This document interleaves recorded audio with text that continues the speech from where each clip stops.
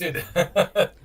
Really? Well, I'm roasted, so They always do it, even if I am just one. I mean, that's, it's Kevin's wasted. That's sort of the name of the game there. Yeah. yeah. Like, whatever. Yeah. Hold on. Let me make sure that I got this up like the way that it's supposed to. Yeah, they're alone. You'll tell me when we're we live? came back. Are No, we live? I literally just punched it back live. Like, we've been live the whole time. Okay. There we go. But now I have sound, so that is an improvement. I'm going to let people come back in. My bad. Well, good thing we're not doing it for crazy numbers or anything like that. Because this new software is certainly making it difficult. I mean, I feel like we were on a good roll for a minute there. And then... There was a minute. There was a minute. Yeah. Well, good thing we're not doing it. There was a good minute of no technical At least difficulties. 45 seconds. Right. At least. That's all right. So, thanks for joining us. Flevin, my bad for the problems at first. Like, literally, like, I hit live and then I got a text message like, come pick me up. And the weather's just crappy enough that I really couldn't say no. So, one instance at least where, like, yeah, my family was more important than the streaming. Say what? What? That Turtleboy article was so long, I didn't even get halfway through it with the audience. Which one is this? The one that he just did on Phelps. Oh, okay. Shit. So there's been some developments then. Yeah, I didn't know that was out. Yeah. It was interesting just from a making the sausage kind of thing, too, to see how they communicated with him. And he's confused about whether he signed with an entertainment lawyer or an entertainment manager or a lawyer, because the guy's a little bit of both, So what role was he playing? Some of Turtleboy's beefs were at least interesting, because the guy wasn't really acting as his manager or as his lawyer, So even though he signed with him, he was kind of acting more for Phelps. But I don't know if that's accurate. I would not agree. That is not the read that I got on the situation. And I'm coming at this from the angle of someone who has attempted to work with Aiden Carney before. And the common thread through anyone that's ever tried to work with this guy is that it's impossible and you can't. So I'm giving Phelps the benefit of the doubt because he is a consummate professional, right? Like, decades of experience in this. He has certainly done well for himself. He's a great storyteller. I am impressed with the podcast. I know you've had some criticisms. This is not Phelps. This is not. No, it's Matt Valentinus, who is the manager. That's in the article. Right. Yeah. But I guess so my point is that, like, I think Phelps approached this from a neutral standpoint and an open mind, with an open mind, because that's pretty much what investigative journalists do, right? And I obviously, from what little has been leaked out about this Matt Valentinus guy, he was a fan of Turtleboy, right? Yep. Yep. Mm-hmm. At least Turtleboy's side of the story, this guy reached out to him and wanted to represent him, right? So he saw potential. He saw potential in Turtleboy's audience in the cases. Yeah. Well, what was presented as Turtleboy's audience, because I'm sure they got that nasty surprise that what is promised is not what is delivered with that guy.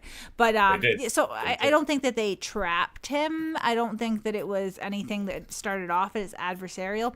You just can't work with the guy. And the stakes are pretty high because Turtleboy has literally staked his entire life on this woman being acquitted, right? So, and a big part of that has to be controlling the public narrative, because when it comes to the actual admissible evidence in the courtroom, she's fucked, right? Like, there's just, right. So the only thing that they have is controlling that public narrative. So as soon as Phelps starts to figure this out, and he really did the last episode knocked it right out of the park. Like, this is nonsense, just bit by bit tearing at that ridiculous conspiracy theory. And that's something that was never going to stand. So unfortunately, I think that Matt Valentinus and William Phelps got screwed in this deal, really is what happened, because they had expectations that they were going to be working with someone who was a independent journalist, a professional, somebody who is approaching this in good faith, and that's not who they were working with ever. I gotta say, from having gone through the messages, I believe that both Matt Valentinus and Phelps, at least as far as the end of this summer and maybe even up to the point where they talked to where or Phelps talked to me, and I'm not saying because of me, but I'm just very late in the game. They bought into the conspiracy completely. You could see it from the messages there, and at some point, Phelps realized, oh my God, there's not a conspiracy here. And I don't think he would have taken on this podcast if there wasn't. But now he's in a position where he's got to cover it. He's put this time into it. He's got a contract, but he's not going to report something that was false. So he had the integrity to not do that, or he didn't want to ruin his reputation. But I do believe they started out completely believing it. Well, that's what I mean. I think that this was an arrangement, at least from their half of it, in good faith, right? But yeah, at some point, I mean, obviously Phelps has an IQ over 82, so it's going to become readily apparent that holy crap, there is nothing. And I'm sure that's part of exclusive information, that carrot. I have information that nobody else has, and then they go looking for it and realize that he doesn't have any groundbreaking information. There is no smoking gun. There is nothing that substantiates this at all. Also, I'm sure it was pretty difficult to there was an entire trial, right? So you have but even after that, I don't know if he watched it. They were still sending messages that the 227 search was real and the state's position was ridiculous, and even as late as August saying the feds are going to come and blow this open any day. So they were still completely duped very late in the game. And I just want to say one more thing, Boomer, and then very quickly, they never said that I can see there to Turtleboy. The thing that I said, for instance, to Alan Jackson when he reached out to me, is that I'm going to cover this from both sides and seek the truth. They were literally just giving Turtle the idea that they fully believed it. So, I was just going to say, do you think that might have been on purpose, or there's no chance of that? There's no way of knowing.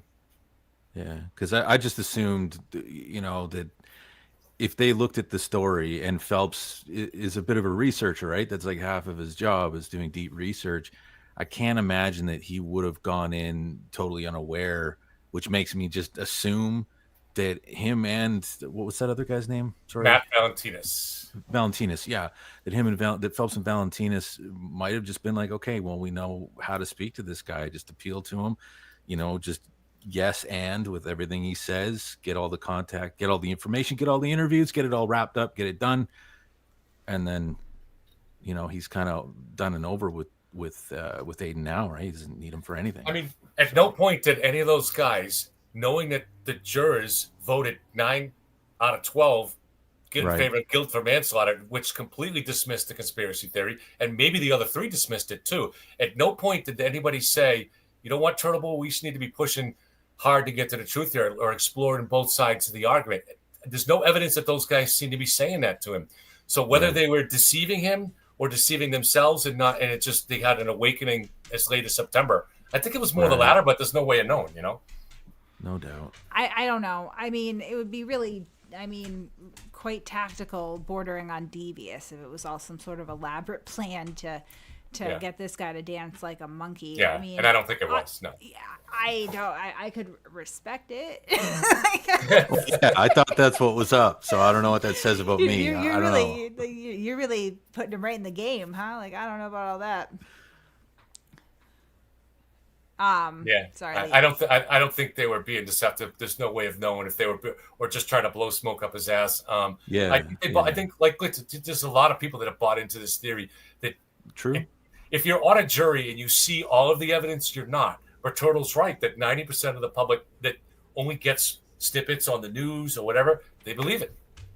Well, yeah. What's the percentage of people that learn the news just from headlines alone and nothing else? Yeah. Right. Yeah. A lot. Shit, half the time it's not even them reading the headlines. They're listening to someone else read the headline to them. It's low effort out there. Hey, usually I don't ask the mods to ban, but listen, if anyone comes in shitting all over Lindsay tonight, can you just get rid of them? Because I don't really have the patience for that. I said at the top of it before I kind of disrupted and then ruined the stream and had to come back. But the harassment is just getting epic levels, and there's a lot of just random innocent people that are getting dragged in and blasted right now because Free Karen Reed is in a free fall right now. I mean, I imagine she must be irate and panicked. Yep, I think so. And listen, it's just to have to live like that, knowing that every time you see headlights on the street, you don't know if they're coming to your door. I mean, it's a real possibility you now. know, I mean, those messages are pretty damning, Yeah. Mm-hmm. President Christopher, tonight's not a good night, but hit me up. We can probably do a show for you. We got a new musician that we've taken some interest in. This guy Don 316. He's kind of a cool guy like you, President Christopher. So maybe we could all hang Oh yeah, out he's really cool. on Yeah. a social stream, as Chuck would call it. But yeah, Hot I mean, stream. I think that like realistically at this point, like I would not be sleeping well because I mean Karen really stepped into some pretty serious shit here. Down to, as I understand, it was kind of common knowledge too that I mean she provided the addresses for the rolling rally. Mm-hmm. I believe right now she's trying to find ways to say that it wasn't her, and desperate ways, but unfortunately, her co-conspirator acknowledges and validates everything, right? I mean, he's already said with the messages that Natalie was passing. Yep, they were definitely real. Yep, she was just copying and pasting things from Karen. Yeah. And they made him look cool. He said it with those messages. He said it with these messages too. Like, oh, whatever. It actually makes me look like a good person because I didn't say what they're saying I said. Yeah, he verbatim. I'll bring it up and read. Like, I mean, that's I don't know how anybody could be confused about what's going on here. I'm gonna go back to and I would usually show these for transparency. They're out anyway. But I just don't want to show all these names in here because a lot of these people, like you don't know where they stand. Yeah, I did the same thing on my show. I was trying to avoid showing the names, and yeah. Let's see. Somebody, what did he say? Last time I spoke with her being Karen Reed, was when I was a fugitive. I mean, it's always a good idea to call oneself a fugitive in text as well, but okay. She didn't say, I'm assuming, say sorry or how can I help. She said she was pissed because now I'm going to make her look bad and cause a distraction because she had warned me not to go over there. And what a real just sword to this whole idea. Because while he's also peddling the Karen Reed conspiracy, he's now peddling a conspiracy. He's also the victim of a conspiracy now, right? Like, and I'm running the entire Massachusetts State Police, I guess, detectives unit over in Norfolk County, and I'm best friends with Michael Morrissey, and we all just sit around and plot all the time, right? Like, I'm not going to let reality get in the way of a good story, I guess. But right here, I mean, he acknowledges, and his lawyers acknowledge, a lot of people told him not to go over to that woman's house. I mean, what kind of argument is it that her informing him of this summons is more compelling somehow than the advice of his co-conspirator, his lawyer? Oh, he didn't take my water. His lawyer, his friends, right? Like, somehow... we're supposed to believe that he was forced to go over to her house because she compelled him to, right? But I don't understand how she is more compelling than the people that told him not to go. That would seem to me to be a conscious choice that one would make, right? Because you're given two options and choose one. And their belief is that you and the state police only sent that summons to her in order to trick Turtleboy into going there, right? That's right. That's right. Yeah, that was the bait. You guys are so clever. Yeah. Well, I don't understand. I mean, I have nothing to do with summons at all. I have no authority to send them. I don't write them. I don't sign them. That would be a judge, right? Or not a judge, the district attorney's office. Does the judge have to sign off on a summons or no? Do we know? I don't know. No. Not on a subpoena, but on a warrant, I think. But I'm not a lawyer, so what do I know?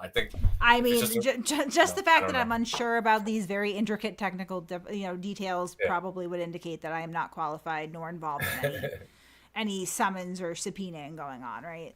Spoken like a true criminal mastermind, Kate.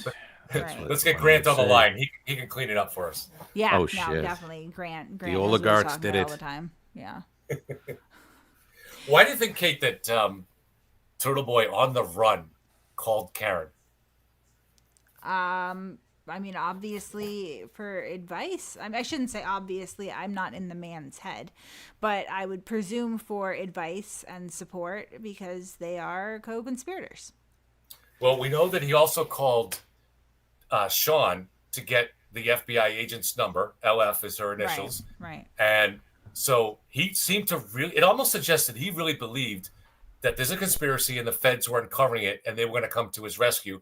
And maybe Karen might have some contact to them. Or possibly he was looking to get touched with Alan Jackson or Unetti for some help or something like that. But well, I was going to say, I don't necessarily think that indicates that he really believed in the conspiracy. He probably really believed that Karen had connections with the feds, though. Right. I have a question for you. He said that he wasn't on the run because he didn't know they were looking for him, and now he's referring himself as being a fugitive. And hey, you remember when I made that call to you when I was on the run? Like, I thought you weren't self-aware that you were committing a crime, that you were. They said they had something at the station for you to come pick up. You said no, and you didn't know about anything else. You didn't know about a search. You didn't know you were wanted. I think he used the word fugitive. Yeah, he did in these messages. That's what I mean. Like just like that one message alone is not great. And then to go on to say,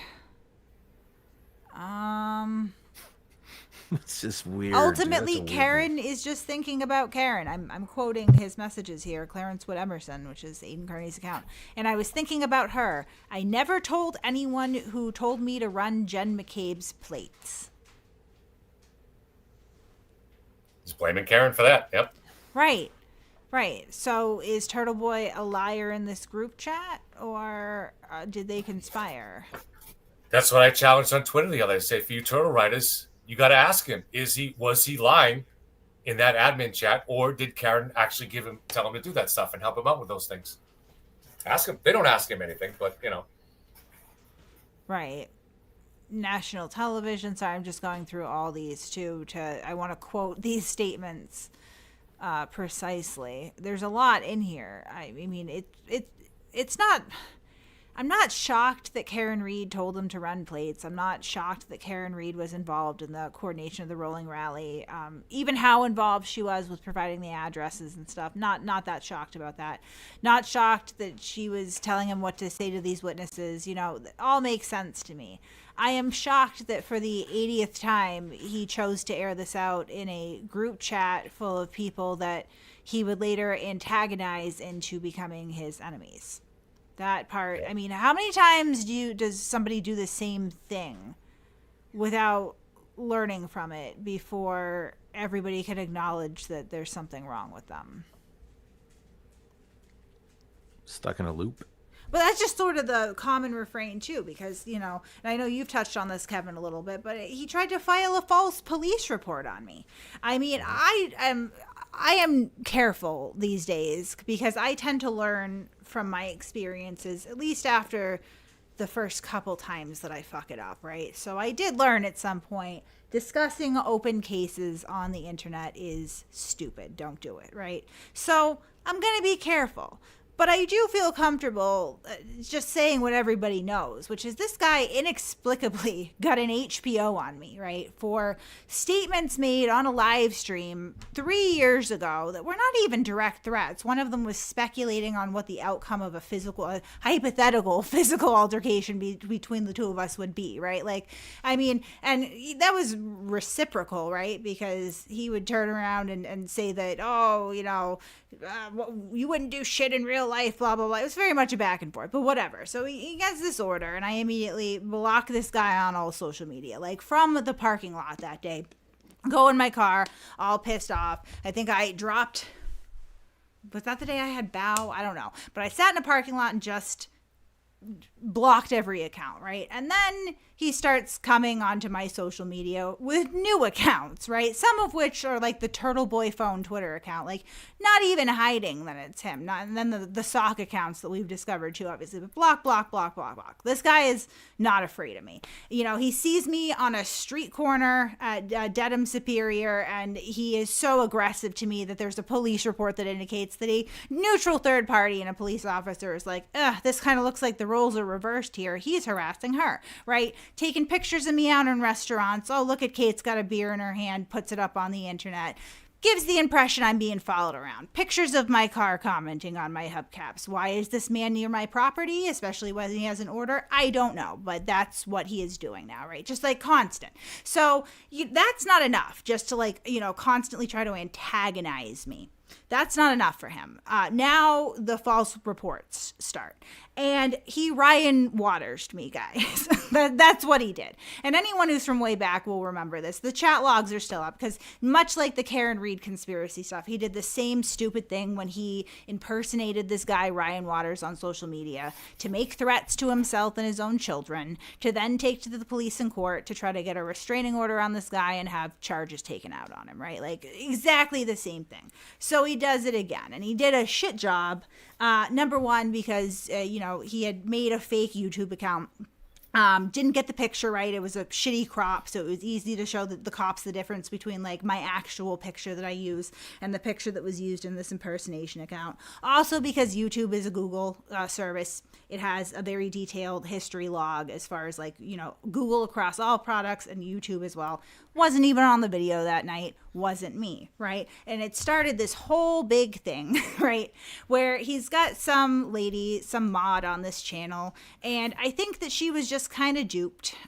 So, she saw it come in and she blocked it real quick because that's the normal sane thing to do, I suppose. Like, oh, court drama, don't want that. But they got upset with her, the Aiden and the rest of the mods, because she blocked it too fast, right? Because obviously they did this hoping to get a screenshot, some corroboration, and bring it over to the police. She kind of fucked that up for them, right? So somebody got a screenshot anyway. They send it over.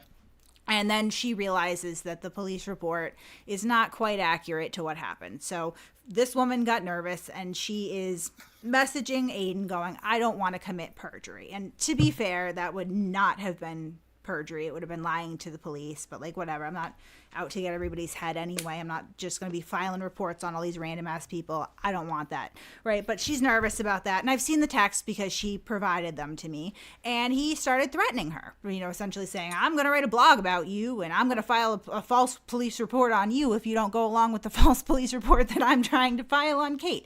Bananas, right? Absolutely bananas. And, there's other complaints that are coming in.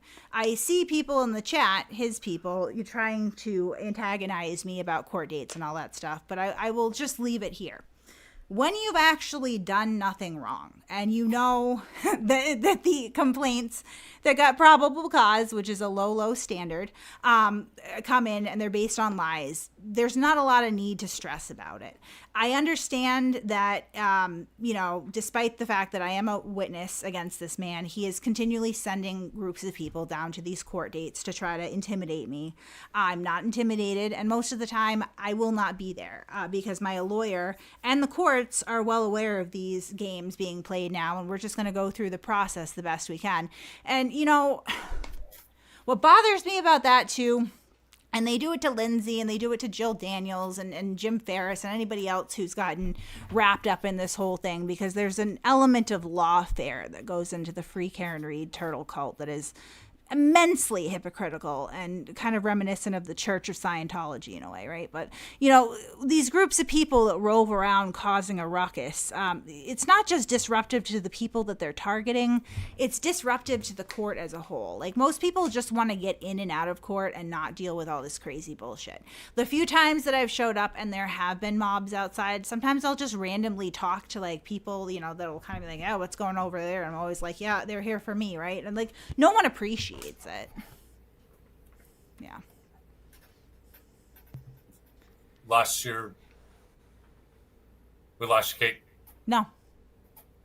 I lost your audio. You lost my audio. How did everybody? Oh, I'm sorry. I'm sorry. No, I had it on the YouTube, so it must be about 5 seconds behind, and you stopped. I'm sorry.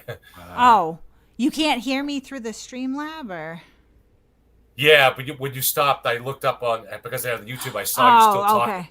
So I was like, "What?" God. Sorry. It's just to it's put crazy. Things, yeah. Sorry. So those comments there from a lot of those dates where Turtleboy is really raging there. That's from May 3rd, this past May 3rd. Right. And what was going on? That was right at the beginning of the trial. And I can also say that I had been called into Dedham that week to go on court TV. And one of those nights, probably the same one when this was happening, I was in Dedham House of Pizza and talking to Nick, who I had introduced myself to the first night at the Blue Ribbon place, whatever it was, Blue Ribbon Ribs. And so we got along, and so he was kind of telling me all this was going on, and he was struggling with it and upset. He didn't want to be in the middle of something, and Turtleboy was trying to destroy him or angry at him because he took the seat in court and because he was on court TV. Yeah. And Turtleboy told Nick, well, if I can't be on court TV, then you shouldn't go on. Nobody should go on. You should step aside. And if I can't go into court, then you shouldn't go into court. You should step. So he expected the Rocco's loyalty to him was to refuse that. And it's not that Nick dreams of going on court TV, but his thing is to defend Karen. And he felt if he didn't go on, there's no one there to defend her, and that's why he took that job. And he was able to. He knows the Karen Reed argument, defense theory, in and out. So, but he was caught in a rock and a hard place because Turtle. And if you watch those chat as it goes by the months, they repair this in those admin meetings. But Turtle it's right below the surface. He wants to destroy the Roccos. You can see it there. His hatred of the Roccos. Oh, he was pissed, man. Oh. Meow, you took my spot on the show. Meow. Like, yeah, but for that to then spiral down to like making admissions in text in a group chat that not only implicate himself in conspiracy, but Karen Reed as well, because he's angry about all. I mean, it's classic Turtleboy. It's completely within the script and on character, but I mean, it's just such a monumentally stupid. But this is what happens when there's a real conspiracy, guys.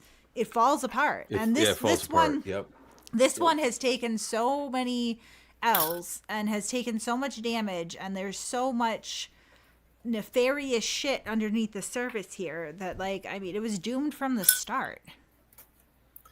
So my understanding of that, someone explained it to me recently, and you can tell me if you know any different, Kate, because I wasn't an insider. Obviously, you weren't an insider for this, but you may know the story. So the Facebook group, the original one, on Karen Reed, Turtleboy at that time had no use for social media. Right. But he was starting to see how powerful that was becoming. And Nick Rocco had tried to post a couple of times on there about fundraisers that he was doing. And their official policy was the only thing we put up here are links to Karen Reed's defense fund. And I would actually defend the Roccos on this to say they know a little bit more about raising money by trying to make it fun, do raffles or do whatever. Whereas the original people were also trying raffles. To leave that as sure. They knew how to raise money. And the other mods, the original mods of that group, I think were trying to be reasonable and say, let's just only have the link up to the official fencing, but they weren't raising enough money that way. So it was a legitimate. It was understandable from both sides. But finally, the Roccos decided to break apart and form their own group. But in order to get people to come over, they decided to link it to Turtleboy. But it was still the Roccos that launched that. So to see this in these messages here, there's a power struggle that goes on later on. That Turtleboy, it's got his name on it, and he wants to be in control of it. But ultimately, because the Roccos created the group, they're in control. So at some point here, he tries to kind of stack the Supreme Court. He wants to. He points 3 new administrators on there, and he says, "And God help any of you if anybody removes any of them." He says, "I will. You will be in a world of shit." He tells that right there in the other admins. That was this past summer. That's warped. I don't know how any. Listen, if I was working for the White House and they told me that, I'd be like, "Fuck you." Yeah. These people aren't even in a paid position. No, I don't know how they put up with it. I don't know either. That's manic. Yeah. And here's the thing too: is there's other people that are aware of this issue, because there are other people that have reached out to me and other people that were not part of this chat that were also aware about things like the rolling rally. So it would appear that when Turtleboy got mad about this, I mean, he told anyone who would listen, because there are a lot of people, and that's another thing that like just grosses me out about the cult. They're fully aware of this, and only a select few people had the courage to say something about it. Yeah. One of them being Sean McDonough, but it must be difficult, for them to have to kind of deprogram from all that just to even come to the point to where they can accept that Karen was involved in the witness intimidation because they witnessed it. Even the person that we're protecting her identity, who has done the right thing here.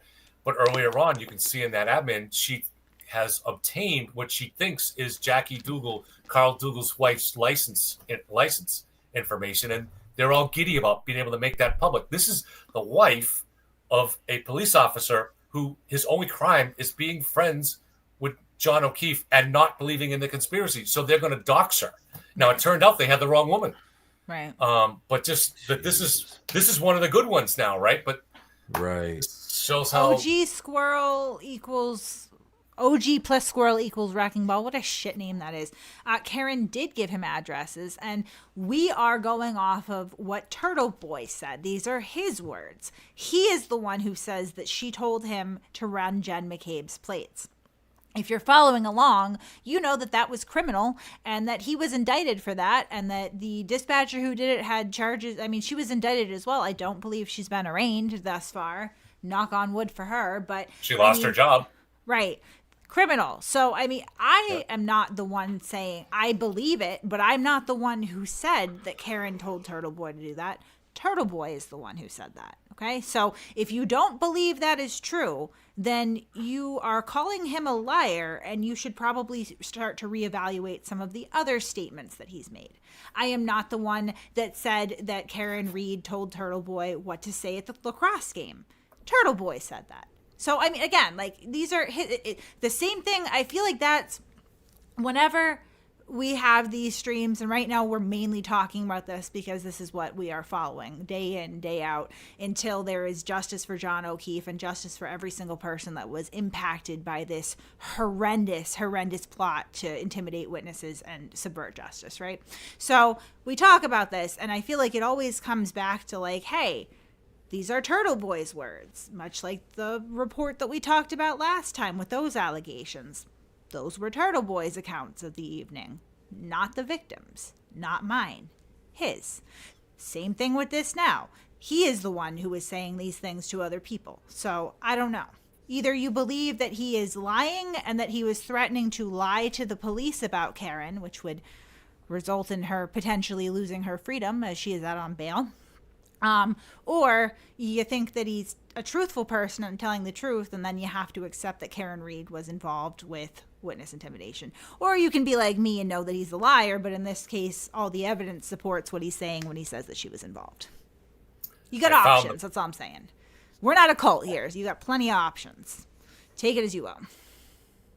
I found What do you mean, Carly K, horrendous plot to intimidate witnesses? They're pretty intimidated. It worked.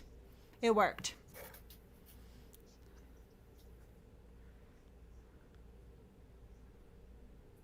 July 5th, and he was upset because the administrator allowed a post of the obituary of his mother, and he didn't want that public. But they obviously, which I can understand, even though he had posted on his own personal Facebook page, which is where they took it from. But they were doing it to be respectful to him, and he's raging over this. And so he goes, this is on July 5th. This is exactly why I wanted to appoint admins I trust, because shit like this should never happen. I am adding my own admins. God help any of you if you remove them. That's my favorite. You will be unleashing a world of shit you are not ready for. Meow. God help you if you remove my mods. There will be a world of shit. Meow. This is a man over 40. And one person in the group had the balls to say anything. Jenna Rocco. She said, God help us, laugh out loud. Oh shit! Yeah, that's appropriate. And Jenna owns the Facebook page, so she can boot any of them. Right. They should have done that from the jump. That's what I mean. Really, like turtle cultists. I know some of you are. Maybe you're still. I've talked to people who are still free Karen Reed that are just over the Turtleboy thing. I disagree with your assessment of the case still, but can respect that at least you want out of the cult. Just do it. Stop giving this little jerk off goblin so much power, right?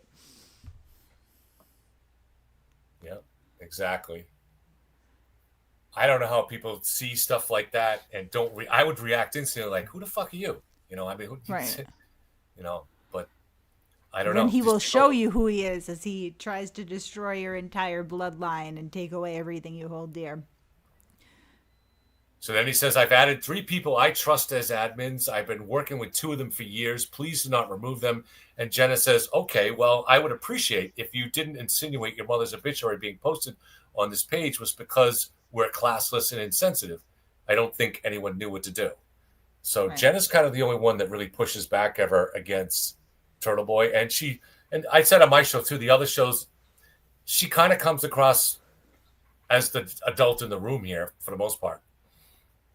Yeah, I mean, as much as you can, considering everybody. That's the other part of that too, is as they're freaking out, going, "Oh my God, it's defendant intimidation!" And the threat was to turn over this information to the police, right? Like, I mean, nothing to worry about too much if she didn't do anything wrong.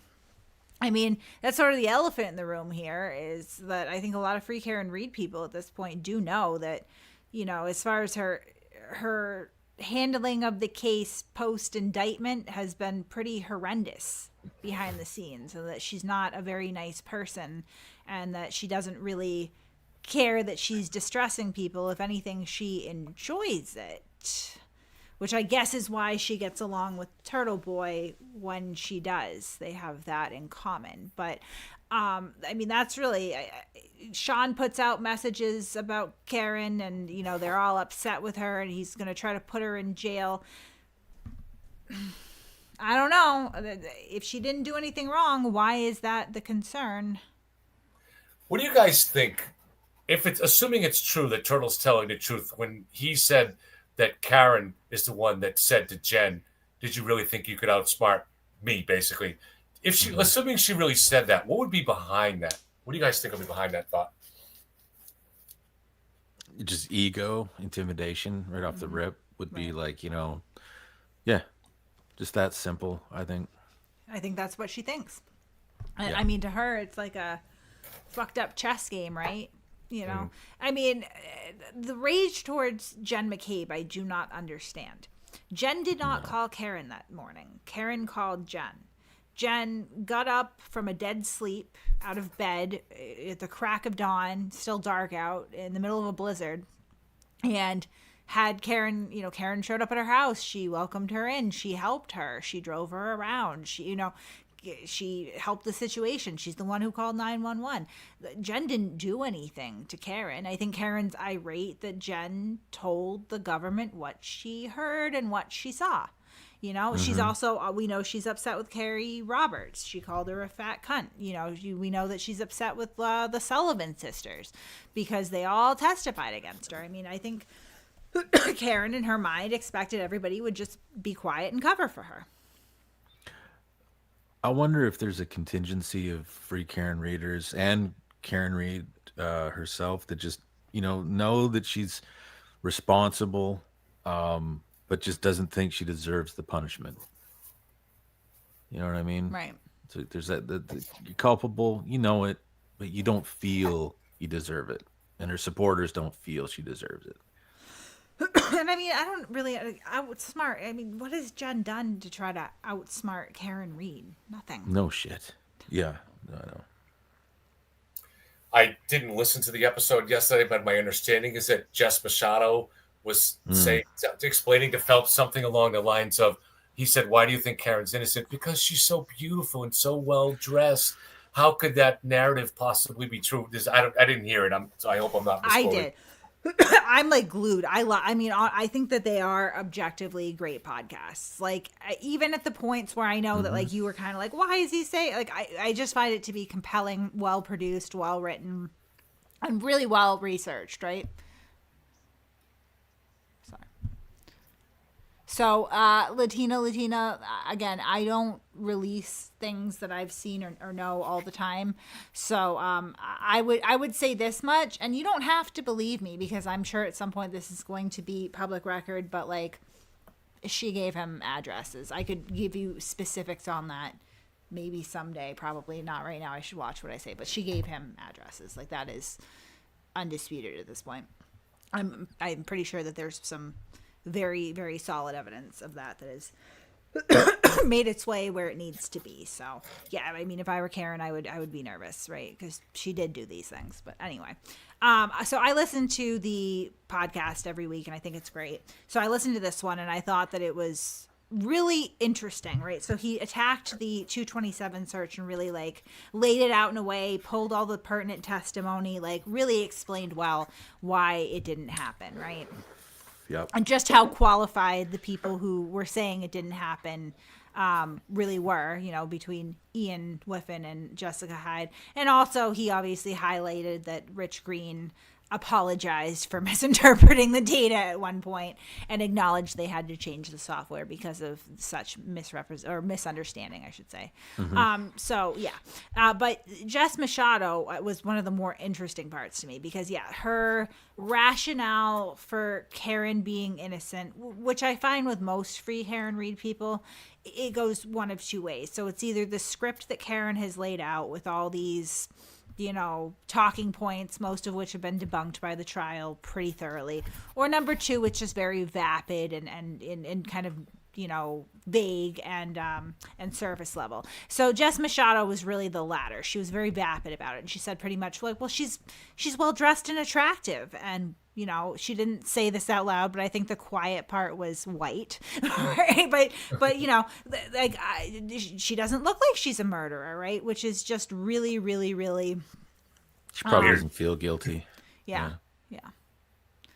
The other thing that she was talking about that I thought was like almost jarring is she goes on for probably the majority of the time that he played for her, talking about her experience with having Turtleboy write a blog about her.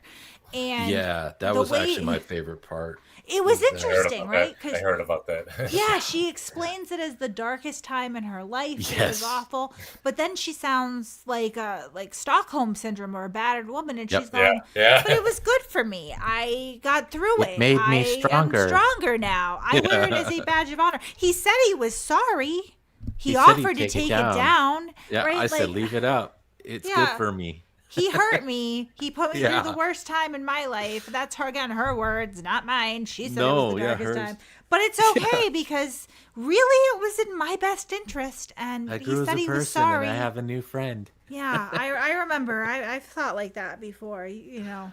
It sounds incredibly sorry. cultist. That sounds like classic definition of a cultist. I mean, this man. Your brain is so washed like that, and you're willing to just submit yourself to that person. And even when they punish you, you must have deserved it. And it's just, it's disturbing.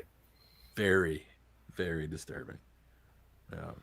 But I mean, the podcast overall just really is getting very pointed, and I think that it's the only.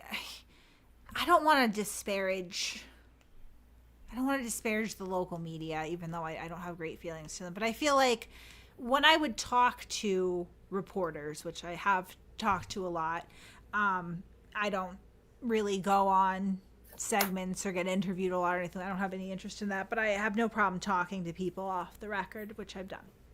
And I've pushed back on certain things or said, somebody should look deeper into this. Maybe you have resources to look into this. And I'm told a lot that because of the nature of the news cycle, they just don't have time to do that. That's just not what, they need to continually pump these stories out. So it's very, again, sort of vapid, surface level, whatever, sensational. I would say that a lot of local media, they're not lying, but they pay attention to whatever is most available and most salacious, which has been the conspiracy, because it's the loudest. Once you get to somebody like Phelps, right, who's an investigative journalist who's doing, 10 hours of content over 3 months or, whatever it works out to be, right? Like, really, really in-depth stuff. You're never going to get to the conclusion that she was framed. It's just not possible, right? Because when you look at this thoroughly and you look at all of the evidence available and you talk to people on all sides of the issue, it becomes very clear very fast, I think, what we're dealing with here. So I think this was inevitable. And I think that the thing about the podcast is it's now reaching out, and he has a large audience, obviously. New York Times best-selling author, network television, award-winning podcasts. He obviously has a reputation and audience now.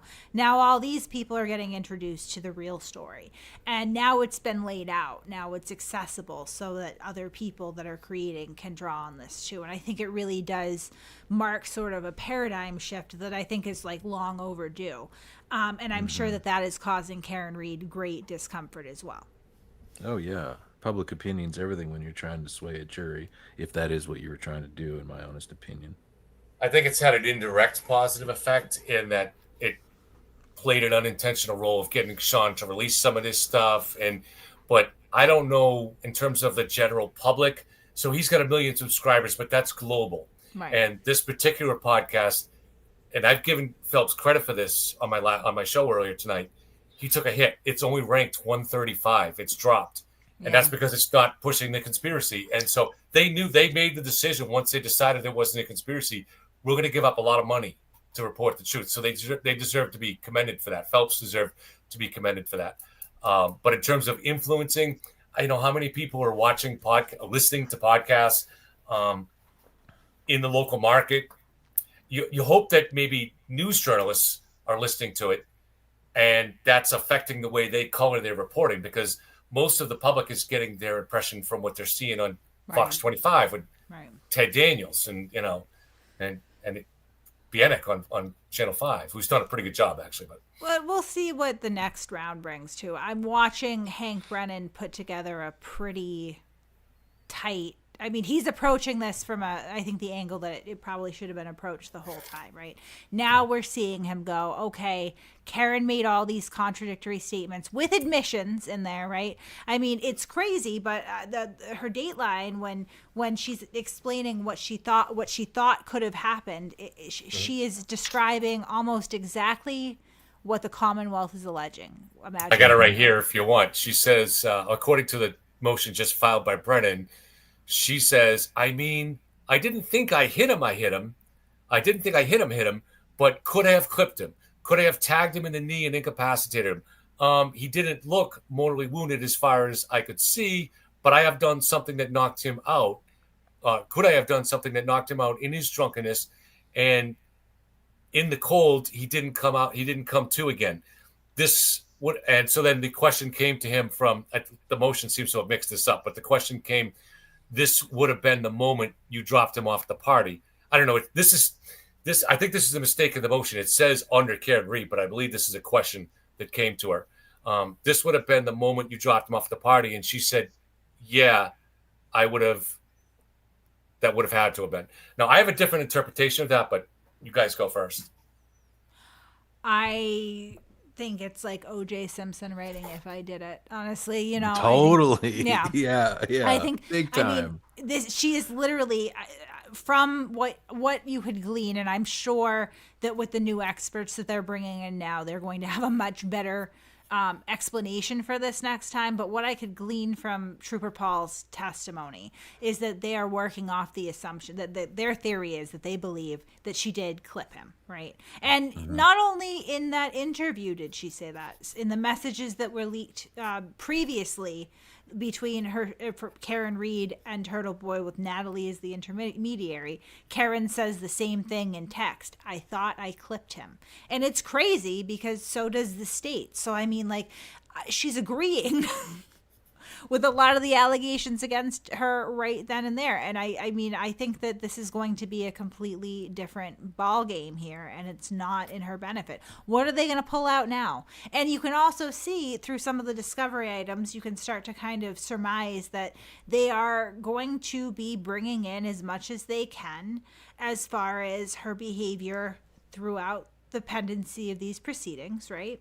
With the witness intimidation, which I think speaks, very, very clearly to her consciousness of guilt. Because I think if most people remove Karen Reed from it, I wish that what the turtle cultists would do sometimes, and the Free Karen Reed people, is like take Karen Reed out of it and put me in there instead. If Kate Peter was doing these things, what would my opinion be on her innocence or guilt? Because I know that they would go with guilt, and rightfully so, right? Like, innocent people usually don't orchestrate the intimidation, harassment, and smearing of nearly every single state's witness against them. And I think where Karen, it could be extra fucked now, is if they're able to indict her, because a lot of new information has just surfaced that implicates her even more than she had been previously. What do you think, Boomer? Oh, dude, I'm pretty much just agreeing with what you're saying. So, other than just going yup, I mean, yeah, I can't really say much else to it. It's all on the nose, isn't it? Right? Like, I disagree. I'm gonna. I guess my goal is to be the most hated man in the state. No. We like disagreement here. We don't want any. One of the things is a mistake is to believe that anybody is a genius involved in these cases or anybody is a moron. And she is not stupid enough to stand there facing these charges with TV reporters and say that she saw him hit at the crime scene like that. She is not that stupid. What she's saying is, if you look at now, we'll have to see the unedited footage, which we haven't had. But one of the questions that reporter asked her was, when you got to the crime, when you found John later, after 6:00, did you think he was dead? And she answered that. And I think she's kind of re-answering that here. She's not saying that she thought she clipped him. Now, maybe she is, but my interpretation is the next day when she's thinking to herself, did I hit him? Did I hit him? Or asking those kind of questions at the scene. Now she's saying that could I have clipped him? She's not trying to confess that she thought that at the time. I don't believe that at all. And wouldn't be stupid enough to say that. I agree with you. I think that probably was, that's either like a strange edit or it's just didn't flow right. But I don't think that she was recounting this story as if it was when she dropped him off. I think it was a slip. I think saying he didn't look mortally wounded was a huge slip. I think that's why it was later removed, right, by the network. Because what are you talking about, Karen? But they asked that question. The reporter asked that question, that when you found him at the scene, did he look dead? If you in the Dateline interview, in the part that they published. Right. So I think she was just kind of still answering that. And what I think the prosecutor is doing here is putting pressure on her to get on the stand. Because if she has these weird statements like this, obviously normally these people don't get on the stand to defend themselves, but if normally they aren't allowed to go to the media like this either. Their lawyers don't let them do that. But this is a weird case, and she's gone to the media and done all these interviews. And someone only does that if they're factually innocent, right? And if they're factually innocent, they should take the stand. So that's what I think. It creates a little pressure on her to go on the stand and explain that statement. Well, I think she's going. I mean, I would, if I was on a jury, I would want somebody to, because those are odd statements. And again, to say he didn't look mortally wounded, while she's also screaming, is he dead? Oh my God, he's dead. And telling her father he's dead, right? It doesn't really jive that well. Mm-hmm. When did he not look mortally wounded? That's what I mean. I think like when she opens her mouth, she's trying to weave just enough truth to make her explanations plausible. And she's accidentally giving too much away, particularly with the specificity of like, well, this is what I think could have happened. This is what I thought had happened. Right. It's too close to the state's theory. That's like super damning, super damning.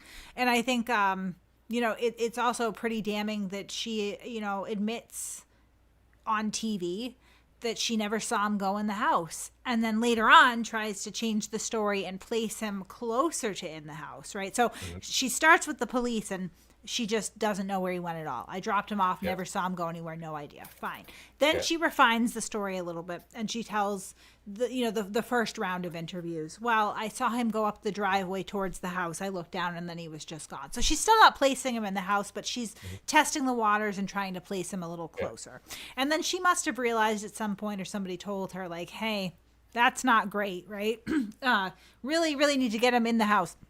But she can't actually come out and say, well, I saw him go in the house, right? Because why didn't you tell the police that from the jump? So then she places him at the door. But in every single version of her story, she falls short of saying, like, he went into the house, I saw him. Because he didn't, right? And nobody else places him in the house. Right. His GPS doesn't place him. Like, we know at this point, like, there is zero evidence to support, including Karen Reed's extrajudicial statements, that he ever went in that house. That and right there is kind of game over.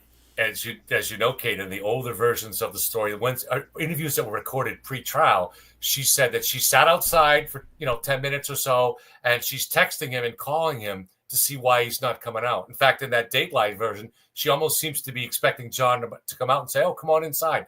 But we know for a fact that she didn't text him until I think it was 12:53, so long after she left. Right. And the first call was at 12:33, which she almost certainly had to be on the road because her Wi-Fi connected to John's her phone connected to John's Wi-Fi at 12:36. So she was not sitting there texting and calling him. And in the most recent version of her interview, she dropped that out because now she knows it's not true. Right. You've seen her speak in public a couple times, though, right? And every time, in my opinion, it wasn't slick. Like I think she falls apart a little bit in front of the camera. I mean, she acted very bizarre in court. There's also cameras on her, right? Yeah. Her interviews, she gets very squirrely.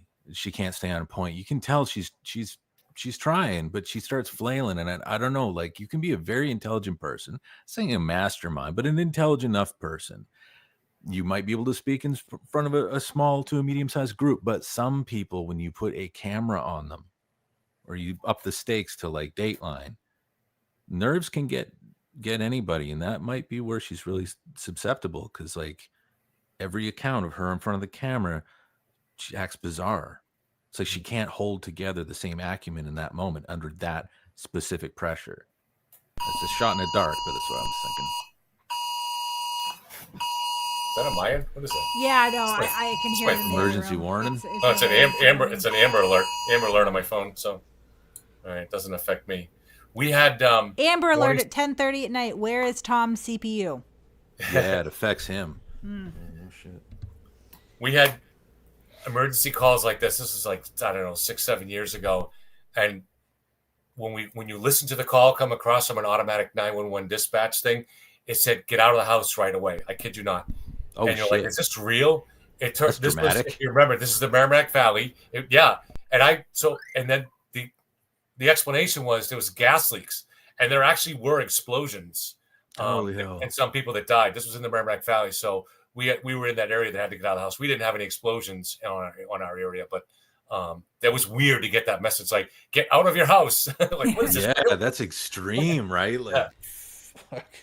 Oh, so I recently called in. So I've been like kind of hanging around like the smaller free Karen Reed streams lately because I'm interested to hear kind of where these people are coming from, and I find them very amusing because I'm a morally reprehensible person. So I do like to laugh at the less fortunate sometimes. A little bit of Schadenfreude there. So I've been hanging around there. So I called into. Well, first of all, who streamed? Oh, I tried to call into Young Jerks, but he's a pussy, so he'll never answer me. Young Jelly. Yeah, right. Because he absolutely could not. He could not face me. Sean on the golf could face me and talk civilly, and so could this other kid. He's probably older than I am, but guy J.F.K and his friend Jezzy. Oh shit. Yeah. Delightful gentleman. I saw the video. What's up, my G? What's good, kid? All right, son. So they're like aspiring rappers, kind of like, they are. They got the jean jackets and the flat brimmed hats. They're cool guys, cooler than me for sure. They use slang and they do the hip hops.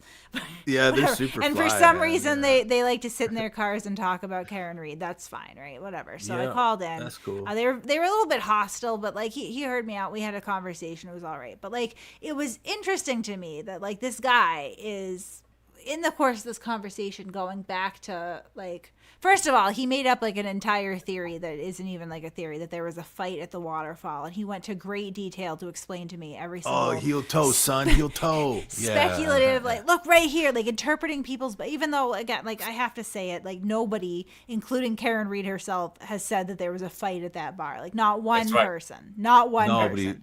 They're going off about the opposite. Everybody that was there testifies that the mood was great. Everybody was friendly, including Karen, right? Well, not testifies, but she's told the media, right? So like he's got this whole theory, but in the course of this, he's coming out and saying like, well, why won't Karen say this, this, and this, right? Like and it's just interesting to me that like some of these people, they can ask questions and then just sort of fall short of answering them, right?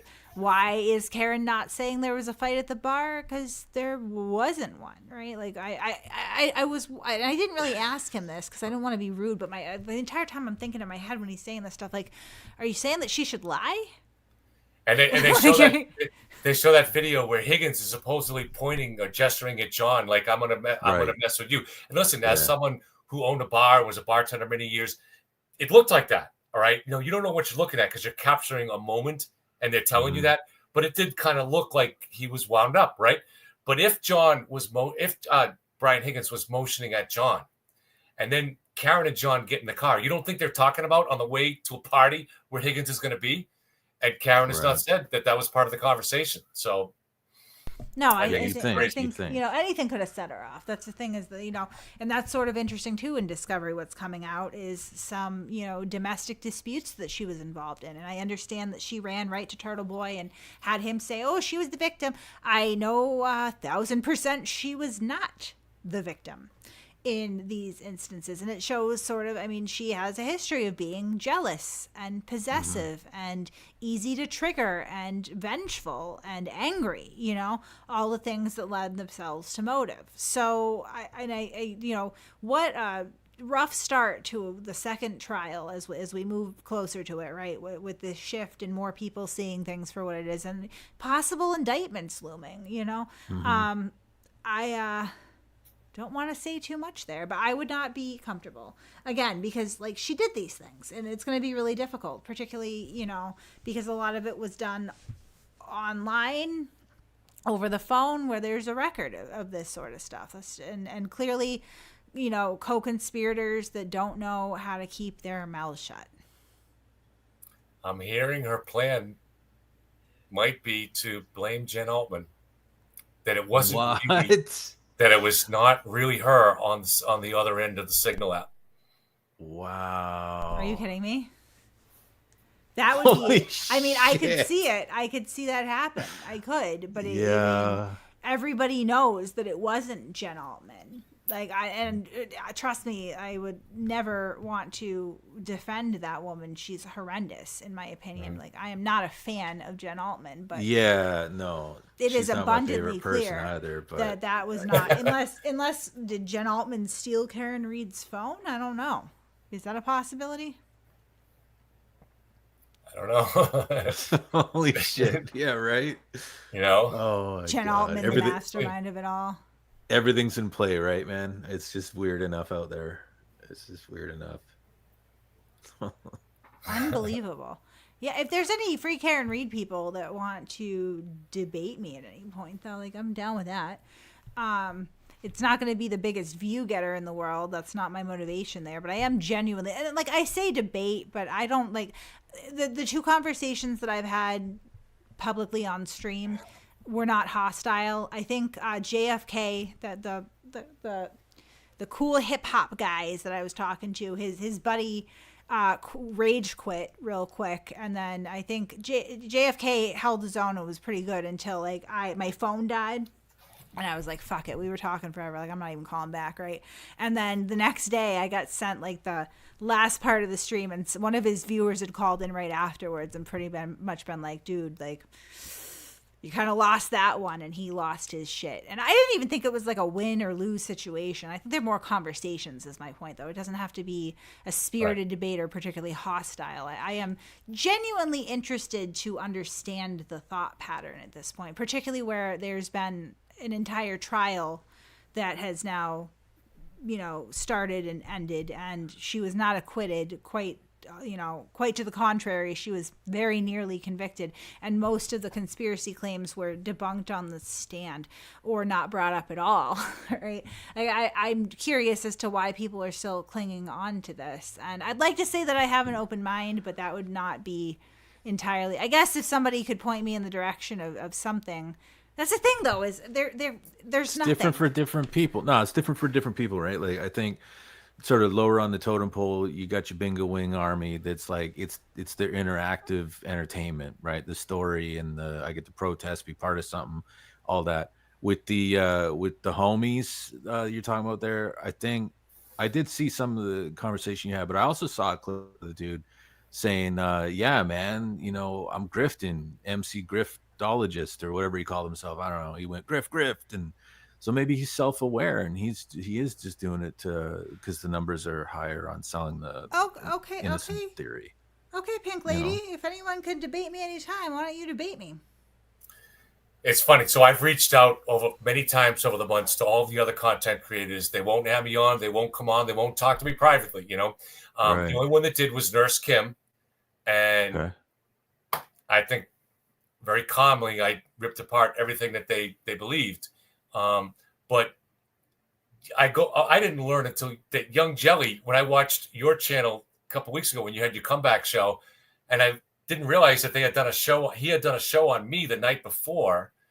Yeah. And I wasn't aware of it. And he said apparently that he invited me onto that show, and I'm a coward because I didn't go. But he even said, I'm looking at the clip on your channel, that he, instead of messaging me, which we have Facebook messages, he could have posted it, right? He posted it where he knows I would see it, but I didn't. Yeah, right. I mean, he's just, that guy is the epitome of a coward. He really is. You're in the same boat I am with that too. Like, if you want to get a hold of me, don't just post something into the ether and assume I'm going to see it. Because send a we message, get pelted right? with hate all the time, which I know. means it starts to get tuned out, right? So, like, Right. and I make an effort, like, especially, like, I try to read the YouTube chat. I try to respond. I don't block any of you guys. Like, I let you talk all sorts of reckless shit about me right off the bat there. Yeah, like, she does. She does. Right. But this is something that is not typical for the cult, right? Because they don't exist in a space that's like that. One negative thing, one question, and you're out of here. I don't do that, right? I think I'm pretty fair with it. I think that Mike Crawford does it for show. I don't know if I would debate him. I mean, I would be willing to, but I would want to talk to him privately first, I think, because he is very weak and sensitive, and I would feel frail. He's frail. Yeah, I would feel like I was punching down if I didn't give him some assurances ahead of time. Much like I did with Sean, although Sean's much tougher and didn't really need them. But, like, I am interested in, like, some form of dialogue. Not with every single free character. Some of them are just so fucking out there and vile that, like, I don't know. I would still have them on, but it wouldn't be a wholesome program. Yeah, as long as they don't try to filibuster or interrupt you or dodge questions, like you ask them a question instead of answering it, they say, "Yeah, but what about this?" No, you got to answer this question. The GPS shows that John didn't go in the house. You got to explain that. You got to give yourself. You can't just say, "What about butt dials?" If he answered genuinely, that could be an interesting conversation, right? To ask him about what it was like to leave the cult, and then when you said what you said about wanting to take both angles to the issue, they doxed you in your chat, and then next thing you know, you're back. Like, how did that go down? It was so funny. That day I got a friend request from Mike Crawford on Facebook group that morning that he did that show, and I knew he was, but I had never watched his show. I don't watch a lot of these shows, and so I accepted the friend request, but there was no message with it. But then I started hearing from other people, Mike Crawford's flipped, because he had, I guess, been quiet for a couple of weeks or something. I think Turtleboy was either on the run or in jail or something like that. And so I was tuning in for that show, and there was a lot of people there. But they all were Turtle Riders, and they were all like, has he flipped? And he comes out, and you played it on your show. I was glad you found that. He sounded very reasonable and like the guy you would want to talk to, right? And then, and he goes, and I want to apologize for all the nasty things I've said about Kevin, which I didn't hear any of them, He's like, the one thing I have to still say I disagree with Kevin on this when he talks about the mindless mob. That's the one thing. There's no such thing. And then he looked down at his chat. At his chat, he's like, "Oh, fuck, that aged poorly, rapidly." And he goes, "What?" And I had been watching it. I could see them all trying to kill him, And he's like, "You guys are crazy." And I just said, and I typed in, "Welcome to the mindless mob." Dude, absolutely. Right, literally, and they're doxing me in my chat. Yeah, that's my favorite part. Is he's like, there we go. Right. Holy shit, there really is a mindless mob. I better flip back again. And he did. He went right back to he did. J.F.K and Jezzy. And on that same episode, he did. But don't worry, guys. I really believe she's innocent. Yeah. Well, that's I mean, that's I think they're two separate issues at this point. Although I will say that by the time that people start objecting to sort of what's going on in the mob, it's probably a pretty short trajectory from there to realizing that Karen probably does have. I mean, I've gotten the whole thing. I've talked to people who think that who know, I should say, that she was involved with the witness intimidation, but still believe in her innocence as far as the murder goes. I have talked to people who know that she's involved in the witness intimidation and now are maybe a little shaken about their opinion, but just say, well, I'd rather have the courts deal with it than have that eat up my life. They'll figure out whether, where her guilt or innocence lies, which I think is a healthy approach. I've had people who have, started out full free Karen Reed and then later been like, holy shit, she's guilty of everything, right? Like, oh my God, Latina, I did not set up Turtleboy for anything. That's why I mean, at some point, set up everything's cannot... a setup, dude. Yeah, conspiracy. Holy shit. Please, Latina, explain to me, how did I force this man to do any of the things that he's been charged with, right? And it's not like they're made up out of thin air. Most of them are on camera. My God. Seriously. Latina's been on my channel, in the chat many times, and she's one that doesn't really cross the line of being mean or anything like that for the most part, right? She just is a diehard believer. So I don't think we've ever banned her or anything like that or put her in timeout.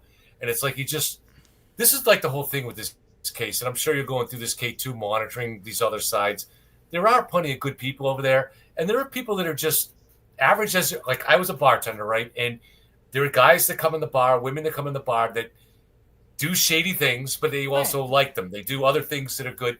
There's a lot of people like that on the other side. Like I was saying earlier with the admin that we're protecting a little bit, that was celebrating Jackie Dougal's getting that license and making that public. That's pretty fucking shady, But you got to allow for some people are not all bad, and maybe they have room to grow and say, what did I do? What was I thinking? And you got to be open to that. Well, I don't think it's an issue with what you're thinking. It's what you're doing. If you think some wild shit, or how about this? So, you think shit that Karen Reed is innocent. Okay, fine. But are you participating in witness intimidation and something that, it's touched on every once in a while, but it drives me fucking crazy. Yeah. It's just not the intimidation of the witnesses. It's of their families and then their children. And then you hear about children seeking therapy and help with that's heartbreaking, dude. So whatever your take is on Karen's guilt, innocence, your opinion on the police, your opinion on the court systems, that's all fine. Opinions, ideas, thoughts, whatever, have at it. But once you cross the line into, driving children into needing to seek mental health help, that's beyond, and you need to fucking figure that shit out, because that's too far. Brian LTL this morning on Twitter said that he was criticizing Sean for doxing somebody. And I'm not saying that Sean did, I don't know. But this is what he was criticizing. And I'm like, Brian, let me understand, what are the rules that you live by? Is it okay for your side to dox everybody else, but it's bad if Sean does it?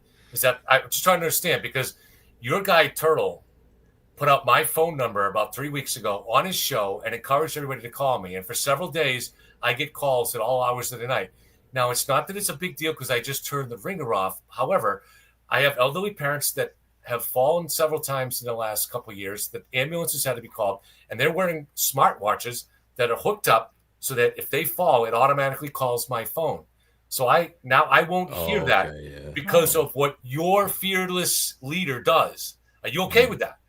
No, just tell me what the rules are here. Is that the rules you live by, that it's whatever your side does, all the threatening things that Turtleboy does to everybody that might flip or something like that. I'm gonna blog on you. I'm gonna ruin your life. I'm gonna destroy you, like you said to Nick and Jenna Rocco and the people in there. All the I think he gave out Phelps' number too, and he's giving out Sean's number. He did after calling him numerous times, and it's like that's not how you resolve these disputes. Yeah. You can't complain about doxing if your side is doing it all the time. I mean, you just can't do it. And also the definition changes, right? Because, like, we find out that Taillight Whisperer is Dan O'Donnell, and just speaking his name suddenly becomes doxing. I've never seen anybody put his address, phone number out. Like, I mean, I don't think that you're entitled to hide behind a veil of anonymity and just, sling bullshit all the time. That's your name is fair game. O'Donnell's husband. That's Dan O'Donnell. He is the one who is saying all these vile, disgusting sexual things. It's him, right? Don't give out the number. Don't give out the address. No, but I was going to say we don't have to go any further than that right there. Yep. Certainly, like, no one's going to go after his job or anything crazy. But that's like their refrain now is like, oh, somebody disagrees with us. They should be fired. Let's get their kids taken away. I hope they become homeless. Like, what the fuck are you doing? I hope you can't feed your family and your spouse leaves you. Like, I mean, it's absolute for a difference of opinion most of the time. Like, I can at least understand. Like, I get kind of feisty back. I say some fucked up shit, so I understand like the animus to me to a certain point. These are still a bunch of people that they don't know me. It's really funny to me when they end up turning away from the cult. I'm usually the first person that they reach out to. I've never turned anyone away or held anything against them. The Latina, I don't put out people's addresses, workplaces. I have put out phone numbers before if I get them because they're harassing witnesses, because I'm a real like fair play type of person. If you feel comfortable using your phone number to call and harass somebody else, it might end up on the internet. I don't know. You didn't mind doing it to somebody else, so I'm sure you won't mind the calls, right? That's how I feel about it. If you're not doing that, I won't have your phone number. Not a big deal. Won't happen.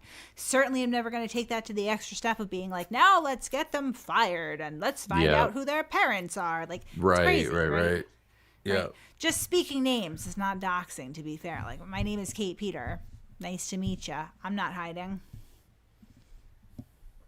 One of the women that doxed me, that called me after Turtle did that, she left a message at like 4:00 in the morning, and she sounded like she was born smoking cigarettes, and she was just in whatever. She was just like, blah, blah, blah, blah, blah. And then, so I got it later. I several times during the day called her, and she wouldn't take the call. And I wanted to actually just have a polite conversation with her and say, why did you think it was okay to call me at 4:00 in the morning? Because Turtle told you? Tell me what it is, but she wouldn't take the call. Well, Layla, I don't take the high road, but I try to be just a little bit above the fray, just like a hair, really, like literally just a hair. As far as like, I don't really ever wish total life ruination on anyone. A little bit of self-reflection never hurt anyone, though. So if you're doing something shitty and I find your information, like equal force might be applied, right? But I stop short at jobs and families and shit like that. That's fucked. Like, there's nobody in this world, including Aiden Carney himself, that I want to see like absolutely destitute and starving and completely ruined, right? And if people are gonna end up that way, they don't really need my help, right? Like, it's just, you can probably do that to yourself. I don't need to be involved in that.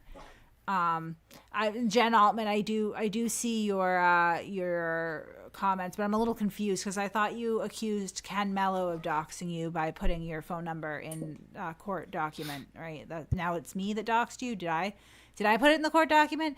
Did I make you impersonate an attorney so that you could have unmonitored calls with Turtleboy? I'm just curious. That was your number wild move. Your number wouldn't be in controversy at all, Miss Altman, if you weren't doing shady things to try to, why did you need to have unmonitored calls? I'm just curious. Well, you probably don't want to tell me, and I understand that, but we can guess. We can fill in the blanks. I won't speculate publicly. I'm not you, but I have some ideas as to why you would want to have unmonitored calls with Aiden while he's in jail. Probably nothing good. Maybe it was nothing. I think it's really awesome that we have Jen here. So why don't we ask her about what Turtle said in that admin meeting? So he claimed that Karen was the one that told Turtleboy to say to Jen, did you really think you could outsmart me? And Turtleboy claimed we have the admin there. You were there, Jen. You were in those admin meetings. That it was Karen's idea to run the plates of Jen McCabe. So, Jen, did you ask Turtleboy if that's the truth? What do you think about that? Do you think that's the truth? Was Turtleboy lying to the people in chat? Was he lying to you? Or was he telling the truth that Karen did do that? What do you think? We saw I don't know if you were in that particular day, but you were in plenty of those. You were in battles in there. They don't like you. You know that. The Roccos and you and others were in battles with you. They didn't like you. You had huge battles in there. I can open the documents if you want. Latina, I didn't tell everyone where. I'm assuming you're talking about Michelle Olsen. Michelle Olsen doesn't work. She fakes terminal illness, is what she does. So no, I didn't. There would be no workplace to docs. I didn't say you were an admin. You were in the conversation. I don't know how it was. I can open the I'll send you the documents afterwards, Jen. I'll email you the documents so you can see them. But you're in there, okay? And nobody questions that Turtleboy said this, okay, in the chat. So whether you were there in that moment, you know that this has now been evidence that's been submitted, okay? But we happen to have a copy of it. And so Turtleboy said this. So what do you say? Do you ask him? Even if you weren't there in that particular day, do you say, hey, buddy, did you say this? Did Karen tell you to go and harass Jen in the stands and say, do you think you're smarter than Karen? Have you asked that question? Jen, do you have the guts to ask him questions like that? I just want to know that. Jen's in the chat going, don't contact me. Nobody wants to You came, Miss Altman. I've got plenty of Facebook messages with her. with her. We didn't come to you, right? Like, I can't believe you said nobody liked her in there, Kevin. That was mean.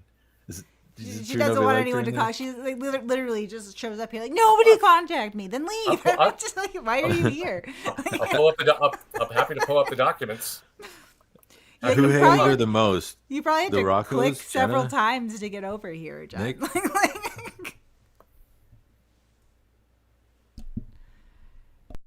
Oh, I think Altman blocked Lavish. I can't believe no one would like her. I mean, that's just crazy talk. She's so likable.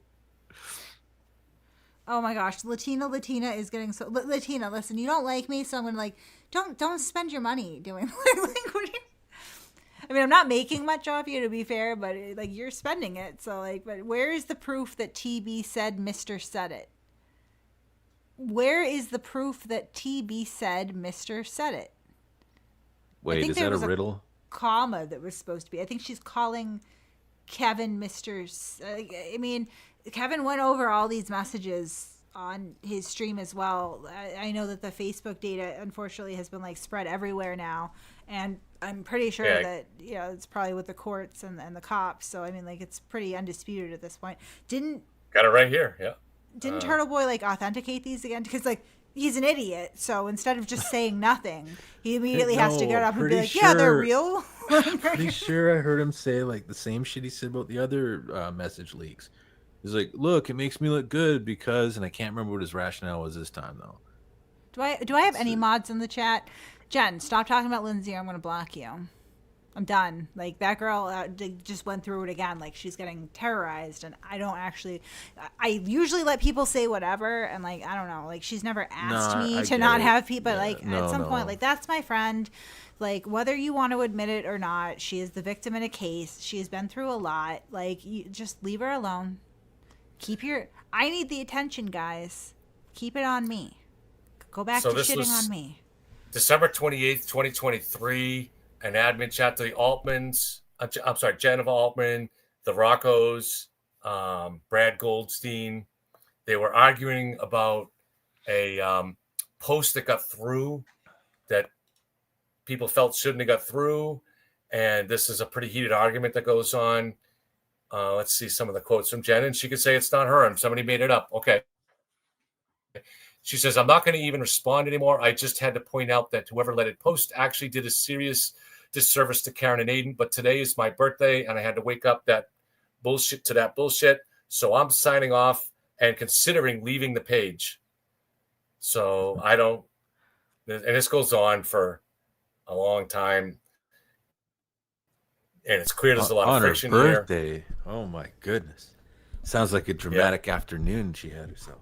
What if Karen really does make good with her plan to blame Jen Altman for everything? Like, what are you gonna do then, Jen? Fucking hilarious. It's a rumor. I just want to be clear. It's a rumor, so we just a what we if. don't know for sure, but it's a pervasive enough rumor that I've heard it from several people. I actually thought about. I kind of owe Jen a little bit in the sense that she helped with the Steve Cody thing. And how did she? Even though me and Jen were absolute at odds on this case, she did do the right thing on that. And I don't know the source of all that stuff, but she did, and even sent me a message about it, and as did some other people that they were trying to on the same page about Steve Cody. And so I thought of doing her solid and sending her this information if I could get it confirmed that Karen and Yannetti are trying to. They're worried about the conspiracy charge, and they're now going to try to blame that Jen Altman was posing as Karen. Jesus. But I can't confirm it, so I don't know. But I was going to try to send it to her, let her take defensive measures or whatever she has to do. I don't know. That's harsh. I mean, I guess it would make sense if she did that because Jen was so involved from the beginning. I don't think it's going to work, but I can see that that's probably the best option. I don't see it working either. I mean, it's just there was phone communications. There was something like 189 calls between Karen and Aiden. There's calls in those early days also between Aiden and Jackson and Aiden and Yannetti. But they're desperate. They're desperate here because they're looking at a conspiracy charge. And this, if Aiden is telling the truth on those messages, and there are several witnesses that have come forward, there's very likely to be a conspiracy charge. So they're grasping at straws. In fact, what they pointed at was a case that you're involved with, Kate. They pointed at the fact that Turtleboy used a tactic to pretend that it was Kate that was harassing in Sean's chat, I think, or somebody's chat. Right. And so they're trying to say that what he did there was the same thing they were doing before. They were faking IDs and stuff like that, And so they're going to try to say that it was not Karen that made these communications with Turtleboy. I don't know, or at least not all of them. So, that would be wild if that's where it's going. Yeah. I mean, that's the thing is like these free Karen Reed people demanding to know, you would be surprised who talks to, I know to Kevin, but as well to me, like there are people that feel stuck. So they're talking, but they just have to kind of, lay low. People that you would be surprised about, I'm sure, because they were very involved for a very long time. Are you sure there aren't going to be charges, Jen? Are you really sure there aren't going to be charges?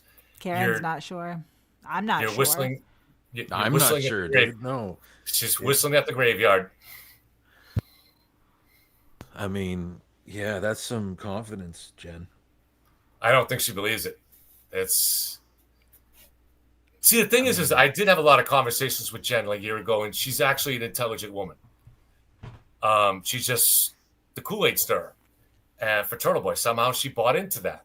But she's an intelligent person, so there are parts of her brain that are seeing through all this and have been for a long time. But then that cognitive dissonance says, no, I can't do it. It can't be true because that means everything I've done for Turtleboy is a lie. Who, Jen Altman? And your brain can't handle it. I have messages from Jen Altman where she absolutely disavowed Turtleboy and was never going to be involved. This is back when, like, the first time that he cheated on his wife. I don't understand why some of those old ladies took that so personally too. Like, obviously he's a huge hypocrite and not a very good family man, but it doesn't really affect your life that much. But for Jen, for a short period of time there, it affected her very much for whatever reason. But, stir that Kool-Aid, forget about it, go right back to the cult, I guess. Look at how many people are willing to take the fall for this guy. I emailed you the picture if you have time to. I don't know if you could expand a little better from Jay Fielding's house, Kate, while we were on the show here. I don't know if you can expand it and put it up. But amazingly, he does have a Turtleboy poster. This is a registrar. It is weird. I've seen it. I'm sure people can find it on Twitter. I honestly don't want to put a picture of the guy's living room up. All right, okay. But it is bizarre. I couldn't get it big enough. Yeah, it's just who No, would ever have a poster of that? It's I don't know, man. Maybe for Halloween, maybe I don't know, but But it's don't super have cool. Pictures of random internet people on my walls at all. yeah. No, that's weird as shit. It is. It's just no. I mean, meanwhile, you're doing that while this huge case is going on within the office you work for, the DA's office that you work for. Yikes. I don't think he works for the DA's office. He works for the probate court. Yeah. Yeah. But he spends his time in Norfolk, right? Assigned to the Norfolk County DA's office? No, No. the probate. Okay. Yeah. I mean, it's still distressing, particularly with like some matters that the guy took care of that he really probably shouldn't have been. But like this stuff happens. That's like it's. I can't make any excuses for the guy, but I guess I'm sure that the cult would not consider that to be any sort of conspiracy or anything nefarious if this guy is handling cases at his job despite having clear allegiances and bias. But on the flip side of it, much like in the Karen Reed case, sometimes that happens. And we're certainly not accusing him of leaking anything, but no, we're seeing people in this case, these turtle riders are willing to fall on this sword for Turtleboy. Is Jen Altman willing to fall on the sword for Turtleboy? What is she willing to do? Is she willing to have her life destroyed for this cult leader? Is that what it's, why, Jen? Why would you what is lacking in your life that you're willing to do that? I feel bad for you in some ways. Like, what is lacking? What is lacking? What need does he fill that you're willing to let him do whatever he wants, break any rule, cross into any level of indecency that he does, and he does all the time, and you see it firsthand. You know it goes on, and to some degree, you're part of it. You must have at some point early in your life understood that would be disgusting to be a part of something like that, but yet you've allowed this to go on. I don't know. I don't get it. I mean, hopefully Karen doesn't implicate her as is being discussed, because that would be life ruining. And I don't believe that Jen Altman was the person on the other side of those messages at all. I think it's pretty well established that Karen, right? Right. She says, I don't control Aiden. That excuse is bullshit. I'm sick of that excuse, to tell you the truth. I'm fucking sick of that shit. Don't start that shit with me, Jen, all right? I hear this from you turtle people all the time. Oh, I can't control what Aiden, but then you look the other way while the shit he does. Well, he threatens to bring your mob that you're part of to the Attorney General's, the soccer games of the Attorney General's kids. Right. Fuck off, Jen. You don't get to duck out on shit like that. You don't get to say, I can't control everything Aiden does. No, that's what he does all day. That's what he does. That's what he is. And you're his capo. All right. When I had to turn off my phone because on a show that you're an admin of, that you're a moderator of, that he's giving out my number and telling people to call me at all hours of the night. And if my parents fall, I won't hear that call now. Don't give me that shit that you don't control what he does. You're a part of it. That's an evil mob, and you're a captain in it. And you can't duck that. Sorry. And it always goes back to, what if you're wrong? I mean, even if she was innocent, it's gone beyond. Like, this is not due process or justice. Everybody wants Karen Reed to be presumed innocent before, unless she's found guilty. I won't even say before. I'll say unless she's found guilty, and she has that constitutional right. And legally anyway, she is presumed innocent. Nobody feels that way about the countless innocent witnesses that have been falsely accused of all these crimes. Not only have they been convicted in the court of public opinion, the sentence has been handed down, and it's indefinite. There's no end for these people at this point as far as the harassment goes. There's no end for any of us too. Like Kevin's involved, lumped into that now, just as I am, just as a lot of people are. It's relentless. I can say that Karen Reed can comfortably go out in public. Not so much for everybody else. Anyway, if you want to keep this conversation going, because I know we've been going for a couple hours, and I already got an angry look because I'm being a little too loud. Oh my gosh! Listen, Latina, I will screen grab it right now for you. Let me see if I can actually. I'm not sure if I can share this window. What's she looking for? You know what? Let me try to do it this way. She wants to see in the chat where it says that. I had a guy on last night, not last night, the night before when I was on, and he was saying, "You're ignoring me, Kevin." Of course, when I'm going over a document, I don't see the chat. He's like, and I said, "What do you? Go ahead, email me, ask me. I don't ignore anybody. Ask." So finally, he says, "You won't explain how it's impossible for a 6,000-pound vehicle to reach 24 miles an hour at 75% throttle in that time period in 5 seconds." I said, "Okay." I said, "I've run this before." I said, "Let me run the information you want me to right now through ChatGPT, which does a good job with stuff like that." And I sat there on the show. This was the end of the show. I was tired. I typed it in: 6,000-pound vehicle, 75% throttle. How long would it take to reach 24 miles an hour? The answer was 4 to 6 seconds. I'm like, class dismissed, and he still won't accept it. Well, you didn't do it exactly the way the trooper Paul did it. I don't know what you want from me. It's because when I ran it and I posted it on Twitter, I put in the exact model of Lexus that came out with 4 to 5 seconds, but it's always consistent, and we know from the data that it took 5 seconds. Nah, it's fixated. Okay. Completely fixated. It's just no matter what evidence you give them, they won't accept it. No. They just won't. And the thing about, saying something like, I can't control this person, but if you still co-sign their actions, so what? You can't control them. That's understood. But you're co-signing all the activity. She's listed as attorney-client when he's in jail. She's listed as his attorney, so she can have her calls unmonitored. Right. That's a fact. She can say that she didn't know about it or whatever, but that was the fact. That went on. Somebody had you listed as attorney. You think the warden did that? That's Turtle that did that. So he could tell you shit. You're part of it, Jen. You can't escape it. You're a central part of it. All right. And so here we go, Latina. Yeah. Sorry, I have these up on the screen. This is a Facebook download, and I'm not trying to really blast too much of this. But here you go. So if we go up here, he's complaining about Karen. Usually I would just, but I'm not trying to. So obviously, as we can see here, and some of these have been highlighted for sort of clarity's sake here as far as what's kind of notable. But he's complaining that he's not allowed in court, that she won't talk to him, and this is after he got arrested. He says, Karen can't even text me back to tell me this, just straight up ignores me. A text back would mean a lot, just sounding like a whiny bitch. Complaining about the documentary.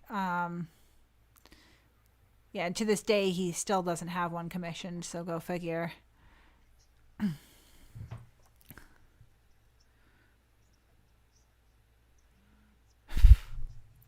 It's the whole sunk cost theory, right, Kate? I mean, right. She's put invested so much energy, so much emotion, so much time into this that no matter what he does, she can't afford to say, "Oh my God, he's a monster." Right. There's nothing. I don't think there's anything that he could do that would make Jen Altman say, "My God, he's a monster, and I'm part of it." And I feel bad for that. I think I didn't follow Turtleboy until this case started, but I had heard the name, and I liked, and to what I knew about it, I liked the idea of it. I like the idea. I don't trust mainstream media, and I like the idea of somebody who has the balls to stand up and report things that the mainstream media won't report. So I like the idea of a Turtleboy, and maybe that's what drew you in. And he's comfortable in front of a camera, knows how to be a little bit entertaining.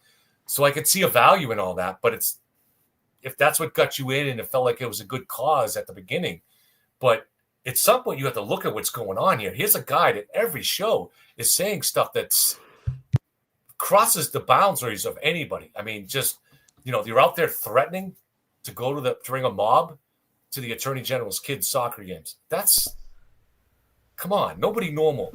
You would not have. I have to assume that I don't know Jen personally, but I have to assume that 15 years ago, as a young woman, she wouldn't say that would be normal. That would be acceptable behavior. So what has changed that has made that acceptable to her now? That's what. Latina, you asked me, and I have this up right here. He says, ultimately, Karen is thinking about Karen, and I was thinking about her. I never told anyone who told me to run Jen McCabe's plates. Now, come on. Like, I know you can read, and I know you understand context, and you can understand what he's saying here, right? Right.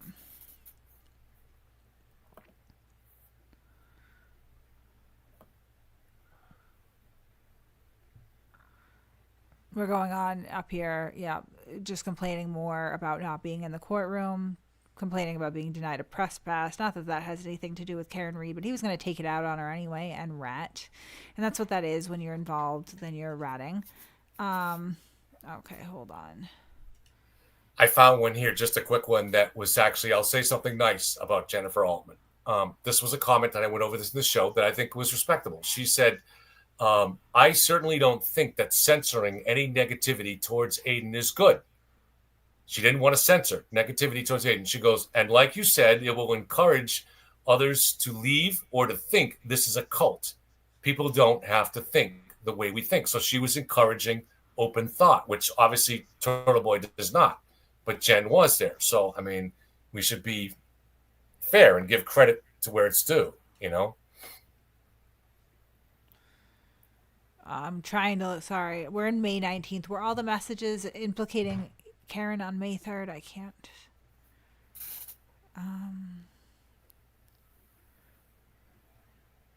Yep, here we go. We got more.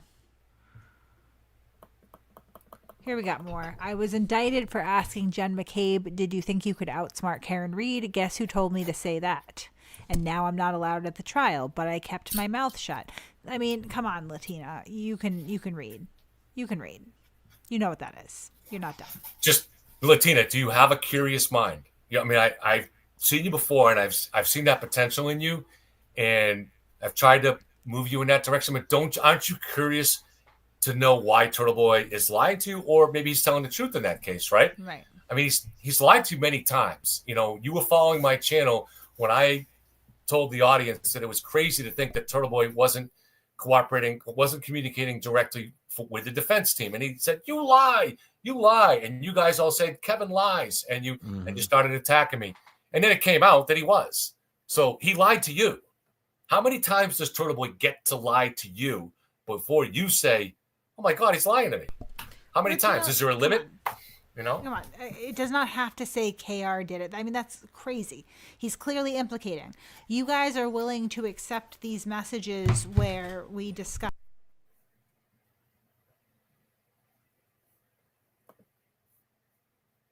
You're willing to accept messages in which we discuss, Lindsay getting witness protection and, after being summoned into court, and you will accept that as proof of some sort of conspiracy when it's not. That's just somebody weighing the pros and cons of what's going to happen to them if they talk to their government about what they know, right? But you're willing to accept that as some sort of proof of a conspiracy, right? There's nothing there. At no point in any of those messages are we like, hey, we're setting Aiden up for a crime. Quite the contrary. But you're willing to make that leap. Here we have messages where Aiden is literally saying, I was indicted for X, Y, and Z. Guess who told me to do it?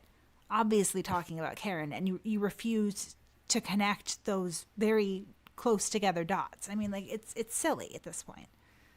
I got a really interesting one here, Kate. This is from one of the other ones. So, this is on January 24th, 2024, when Turtleboy was in jail, I think at that point still. And Jen says, hey, can someone tell, I'm not going to say her name, but it's another admin, that I don't manage the Clarence Woods Emerson account. So she should not be telling people that I do. Because remember, Turtle was in jail, so there were questions about who was managing his accounts. I know for a fact that Jen was recruiting people to go on his show as guest hosts. I know that for a fact, that was a role that Jen Altman was playing. But she's saying here that can someone tell Amy that I don't manage the account? And then she says that would be Courtney, and tell this other person that she's a dumbass. So she tells, I don't know if I'm hearing that it wasn't Courtney, but Jen's throwing Courtney under the bus here. And then she says, but I have the message where she told someone I did. And then she says, I don't have Aiden's devices. Now, I don't know if all of these devices were ever found, but there was the issue of the missing devices back then. And she seems to be implying that this Courtney, won't say her name, had his devices while Aiden was on the run and then in jail. So that's Jen Altman. January 25th. So, an hour and 44 minutes later. Anyone else have anything to say? Because I think I'm going to wrap it up. Okay. If we want to continue the conversation, guys, you can join the new Discord. You don't have to. Most people are welcome there. You have to be pretty reckless to get kicked out. That's the link right there to the Discord. So you can join it if you want. We usually jump into voice for at least a few minutes after these streams to talk or debate or whatever you want to do. Usually there's not a debate in there, but you know, I'm really into the crossing the line. Yeah. Right. Both the podcast and actually doing it. So I am interested in hearing people's thoughts. So that's, I guess, where we're going to go. Thank you guys for joining us. Kevin, always good to have you and your input. You've worked so tirelessly on this. You've shown so much strength and bravery, and I am proud to call you my friend. Absolutely. We are very good friends. Thank you. And Boomer, it's good to meet you. Someday we all will meet in person again. Well, I've met Kate in person. Yeah, right. Yeah. I'll hop the border. Yeah. Get my Canadian barn plane. Perfect. All right, guys.